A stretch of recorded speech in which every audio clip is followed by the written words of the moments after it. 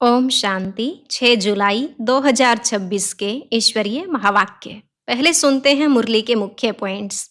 बाबा ने कहा, तुम जब याद में बैठते हो, इसको ही कहा जाता है डेड साइलेंस, अर्थात जीते जी अशरीरी बनना। अब एक बाप को ऐसे निरंतर याद करो जो अंतकाल और कोई की स्मृति न आए। इस राजयोग से ही तुमने कल्प पहले भी स्वराज्य लिया था, अब फिर लेने आए हो। बाबा ने कहा, अगर स्वराज्य चाहिए तो पहले पवित्र बनो। सिवाय पवित्रता के ज्ञान की धारणाएं हो नहीं सकती। इस ज्ञान को धारण करने के लिए बुद्धि सोने का बर्तन चाहिए। बाप को याद करने से ही आत्मा सच्चा सोना बनती है। लास्ट में बाबा ने कहा, अगर बाप से सदा सुख का वर्षा लेना है तो उनके साथ खुदाई खिदमतगार बनो। इस समय बाप तुम्हारी राजाई का ऐसा पक्का फाउंडेशन डाल देते हैं जो तुम 21 जन्म राज्य भाग्य पाते हो तो कितनी खुशी होनी चाहिए। परंतु निश्चय भी जरूर हो, निश्चय नहीं तो स्वर्ग में चलने के लायक भी नहीं। अब सुनते हैं महावाक्यों को विस्तार से। मुरली का सार। मीठे बच्चे, जीते जी इस शरीर से अलग हो जाओ, अशरीरी बन बाप को याद करो। इसको ही कहा जाता है डेड साइलेंस। प्रश्न, तुम बच्चे अभी अपना फाउंडेशन मजबूत कर रहे हो। मजबूती किस आधार से आती है? उत्तर, पवित्रता के आधार से। जितना जितना आत्मा पवित्र अर्थात सच्चा सोना बनती जाती, उतनी मजबूती आती। बाबा अभी स्वराज्य का फाउंडेशन इतना मजबूत डालते हैं जो आधा कल्प उस फाउंडेशन को कोई हिला नहीं सकता। तुम्हारे राज्य को कोई छीन नहीं सकता। गीत। ओम नमो शिवाय। ओम शांति। बाबा कहते हैं, मुझे याद करो, अर्थात अशरीरी बनो, अर्थात डेड साइलेंस। जैसे मनुष्य मरते हैं तो डेड साइलेंस हो जाती है। कहते हैं, इनका शरीर शांत हो गया, शरीर और आत्मा अलग हो गई, खत्म हो गया। यहाँ भी तुम बच्चे जब बैठते हो तो इसको डेड साइलेंस कहा जाता है। जीते जी अशरीरी बन जाओ, अपने को आत्मा समझो, बाप को याद करो। तुम जानते हो यह सच्ची शांति है। वो लोग शांति को नहीं जानते, डेड साइलेंस का अर्थ तो जानते ही नहीं। डेड साइलेंस क्यों कहते हैं? याद दिलाते हैं, वह मर गया, शांत हो गया। तुम भी मर जाओ, तुम भी शांत हो जाओ।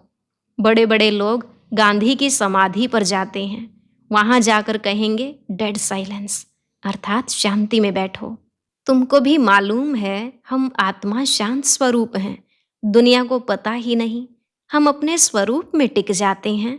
हमारा स्वधर्म है शांत, हमारी आत्मा शांत स्वरूप है। उनको यह पता ही नहीं, इसलिए शांति मांगते हैं। आत्मा कहती है शांति चाहिए। आत्मा अपने स्वधर्म को भूली हुई है। वास्तव में आत्मा का धर्म ही शांत है। फिर आत्मा क्यों कहती है अशांति है, अशरीरी हो, बैठ जाओ?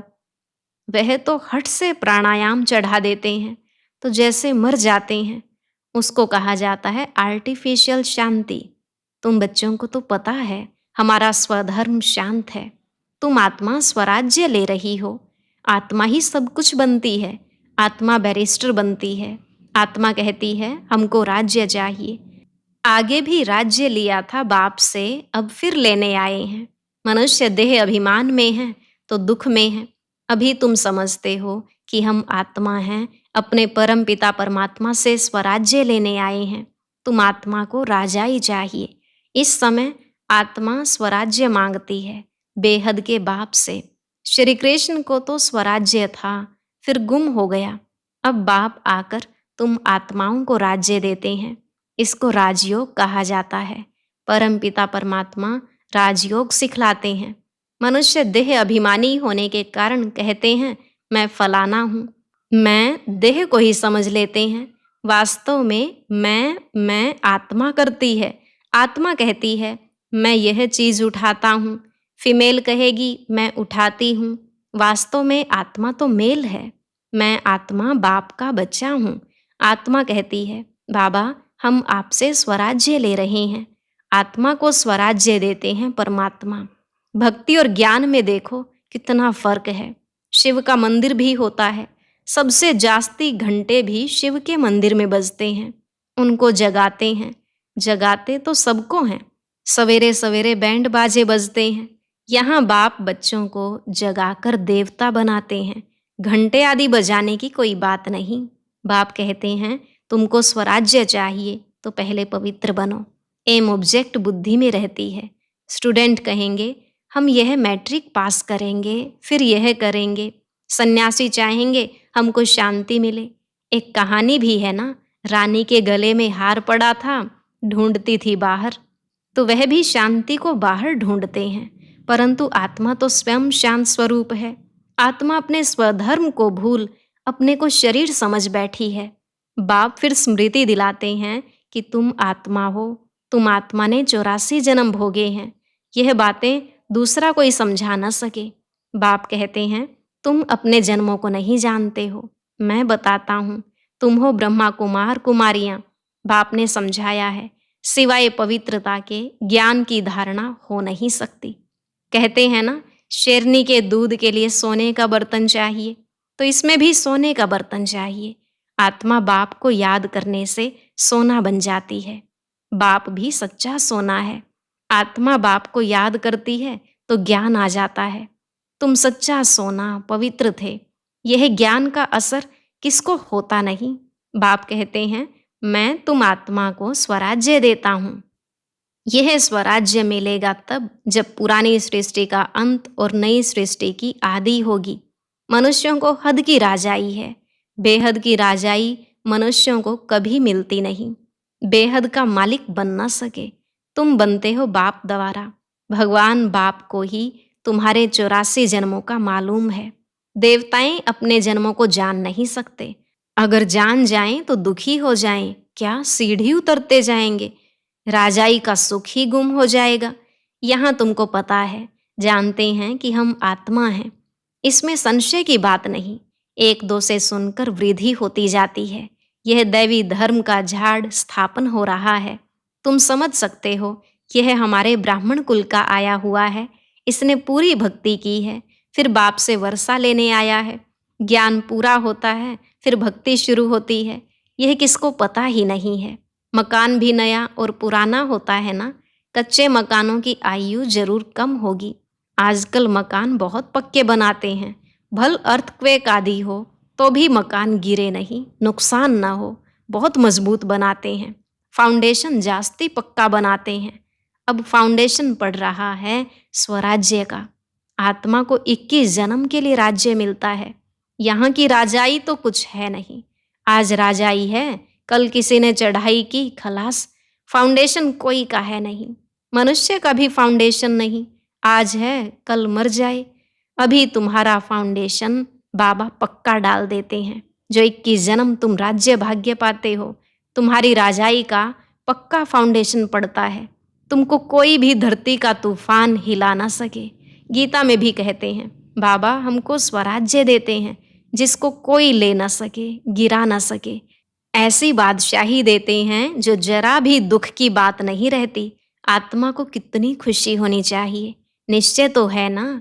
निश्चय नहीं है तो वो स्वर्ग में चलने के लायक नहीं। इतने ढेर ब्रह्मा कुमार कुमारियां वृद्धि को पाते रहते हैं। तुम जानते हो, ज्ञान सागर पतित पावन हमको पढ़ाकर राजयोग सिखा रहे हैं। वह फिर कह देते हैं श्री कृष्ण ने सिखाया। यह कैसे समझें, शिव बाबा ने मनुष्य तन में आकर सिखाया। भारत ही पवित्र था, अब अपवित्र पतित है। देवताओं के आगे जाकर उन्हों की महिमा गाते हैं। शिव के आगे कभी ऐसा नहीं गाएंगे तुम सर्वगुण संपन्न 16 कला संपूर्ण हो। शिव की महिमा अलग है। वह ज्ञान का सागर, पतित पावन, सर्व का सद्गति करने वाला, सर्व की झोली भरने वाला भोलानाथ है। ऐसे बाप को सब भूले हुए हैं।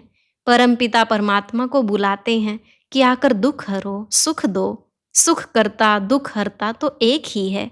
उनकी ही श्रेष्ठ मत है। वह है श्री श्री भगवान की मत, जिससे तुम बच्चे भी श्रेष्ठ बनते हो। गवर्नमेंट भी कहती है कि भ्रष्टाचारी दुनिया है। अब श्रेष्ठ कौन बनाए पता ही नहीं पड़ता है। समझते हैं साधु लोग बनाएंगे, परंतु वह तो श्रेष्ठ बना नहीं सकते। यह तो बाप का ही काम है ना। पहले एक राजा के हुक्म पर चलते थे। सतयुग में तुमको वजीर आदि कोई भी नहीं है। बादशाह में भी ताकत रहती है, वजीर का नाम गाया ही नहीं जाता। तुम समझते हो हमने विश्व का मालिक बन राज्य चलाया था, ऐसे ही जाकर चलाना है जैसे चलाया था। बरोबर सतयुग में लक्ष्मी नारायण का राज्य था ना। हरेक को अपनी अपनी राजधानी मिलेगी। श्री कृष्ण को अपनी राजधानी होगी। दूसरे भी राजाएं होते हैं ना, कम से कम 8 तो हैं ना। फिर 8 हैं, वह 108 हैं। आगे चल पता पड़ जाएगा। ऐसे नहीं कि जो पिछाड़ी में ज्ञान देना है वह अभी देंगे। जो जिएंगे बाप ज्ञान देते रहेंगे। देना ही है, ड्रामा में नोंद है।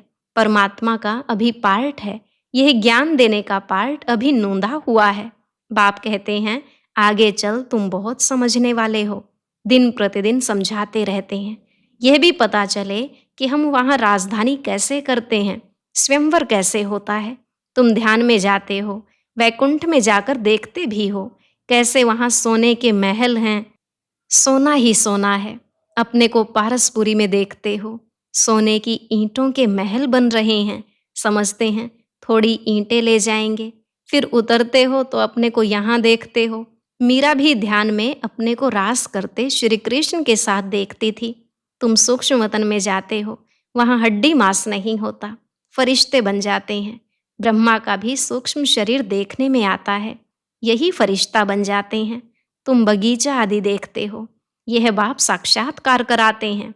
तुम कहते हो बाबा हमको शुभ रस पिलाते हैं, अब सूक्ष्म वतन में तो पिला न सके। फल फूल वैकुंठ में बड़े फर्स्ट क्लास होते हैं, सूक्ष्म वतन में तो बगीचा नहीं होगा। तुम बताते हो कि बगीचे में गए, फिर वहाँ प्रिंस था, वह तो वैकुंठ हो गया ना।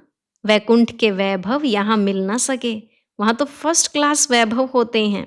बाप कहते हैं हम तुमको वैकुंठ का मालिक बनाते हैं, यहाँ तो दुख ही दुख है। कोई ऐसा मनुष्य नहीं जो ऐसा ना कहे कि हे भगवान दुख से छुड़ाओ। दुख में ही याद करते हैं। श्री कृष्ण के पुजारी कहेंगे कृष्ण कहो, हनुमान के पुजारी हनुमान की जय बोलेंगे। यहाँ बाप कहते हैं निरंतर मुझ बाप को याद करो। ऐसा याद करो जो अंत काल कोई की स्मृति न आए। काशी कलवट खाते थे, उसमें किए हुए पापों की ऐसी महसूसता आती है जैसे जन्म जन्मांतर की सजाएं भोगते हैं। बहुत पाप किए हैं, इसको कहा ही जाता है पाप आत्माओं की दुनिया। आत्मा पापी है, आत्मा ही बाप को बुलाती है, हे परम पिता परमात्मा, हे परम धाम के रहने वाले शिव बाबा। उनका असली नाम तो एक ही है, वह है आत्माओं का बाप। रुद्र के साथ सालिग्राम शब्द शोभता नहीं है, शिव और सालिग्राम शोभता है। शिव का मिट्टी का लिंग बनाते हैं तो सालिग्राम भी बनाते हैं। पतित पावन तो वही है ना। यहाँ यज्ञ भी रचते हैं। भारत सबसे ऊंच है, परंतु देवता धर्म को भूल गए हैं। तुम्हारा आदि सनातन देवी देवता धर्म है, वह तो चला आना चाहिए। हिंदू कोई धर्म थोड़े ही है। देवता धर्म वाले ही सतो रजो तमो में आते हैं। जब तमो में आ जाते हैं तो अपने को देवता कह नहीं सकते। वास्तव में हिंदू तो धर्म है नहीं, तो समझाया जाता है कि तुम देवी देवता बन सकते हो, आकर समझो। तो कह देते फुर्सत कहाँ है। बाप कहते हैं हम तुमको अपना बनाते हैं, शांति और सुख का वर्षा देने के लिए। कोई परिवार आपस में इकट्ठे रहते हैं, बहुत प्यार से चलते हैं, सबकी कमाई इकट्ठी होती है, कोई हंगामा नहीं रहता है। परंतु इनको स्वर्ग तो नहीं कहेंगे ना। सतयुग में एक भी घर में बीमार दुखी नहीं होते, नाम ही है स्वर्ग। वहाँ सब सुखी रहते हैं। बाप से तुम सदा सुख का वर्षा लेने आए हो, तुमको ज्ञान मिला है। कहते हैं बाबा आप पतित पावन हो, हमको भी पावन बनाओ। बाप के साथ तुम बच्चे भी खुदाई खिदमतगार हो। अच्छा, मीठे मीठे सिकिलधे बच्चों प्रति माता पिता बाप दादा का याद प्यार और गुड मॉर्निंग। रूहानी बाप की रूहानी बच्चों को नमस्ते। रूहानी बच्चों की रूहानी बाप दादा को नमस्ते नमस्ते, गुड मॉर्निंग, शुक्रिया बाबा शुक्रिया। धारणा के लिए मुख्य सार। पहला पॉइंट, स्वराज्य लेने के लिए पवित्रता का फाउंडेशन अभी से मजबूत करना है। जैसे बाप पतित पावन है, ऐसे बाप समान पावन बनना है। दूसरा, अपने शांत स्वधर्म में स्थित रहना है। जितना हो सके देह अभिमान छोड़ देही अभिमानी रहना है। डेड साइलेंस अर्थात अशरीरी रहने का अभ्यास करना है। वरदान, अन्य आत्माओं की सेवा के साथ साथ स्वयं की भी सेवा करने वाले सफलता मूर्त भव। अन्य आत्माओं की सेवा के साथ साथ स्वयं की भी सेवा करने वाले सफलता मूर्त भव। सेवा में सफलता मूर्त बनना है तो दूसरों की सर्विस के साथ साथ अपनी भी सर्विस करो। जब कोई भी सर्विस पर जाते हो तो ऐसे समझो कि सर्विस के साथ साथ अपने भी पुराने संस्कारों का अंतिम संस्कार करते हैं। जितना संस्कारों का संस्कार करेंगे उतना ही सत्कार मिलेगा। सभी आत्माएं आपके आगे मन से नमस्कार करेंगी, लेकिन बाहर से नमस्कार करने वाले नहीं बनना, मानसिक नमस्कार करने वाले बनना। स्लोगन, बेहद की सेवा का लक्ष्य रखो तो हद के बंधन सब टूट जाएंगे। बेहद की सेवा का लक्ष्य रखो तो हद के बंधन सब टूट जाएंगे। अव्यक्त इशारे, ज्वाला स्वरूप स्थिति में रहे शक्तिशाली याद का अनुभव करो। जब तक आपकी याद ज्वाला रूप नहीं बनी है तब तक यह विनाश की ज्वाला भी संपूर्ण ज्वाला रूप नहीं लेती है। यह भड़कती है फिर शीतल हो जाती है, क्योंकि ज्वाला मूर्त और प्रेरक आधार मूर्त आत्माएं अभी स्वयं ही सदा ज्वाला रूप नहीं बनी हैं। अब ज्वाला रूप बनने का दृढ़ संकल्प लो और संगठित रूप में मन बुद्धि की एकाग्रता द्वारा पावरफुल योग के वाइब्रेशन चारों ओर फैलाओ। अच्छा, आज का अव्यक्त ज्ञान मोती सुनने के लिए ऊपर दिए गए बॉक्स पर क्लिक करें। अगर बॉक्स दिखाई नहीं दे रहा है तो ऊपर जो कॉर्नर में शो लिखा हुआ है उस पर क्लिक करें।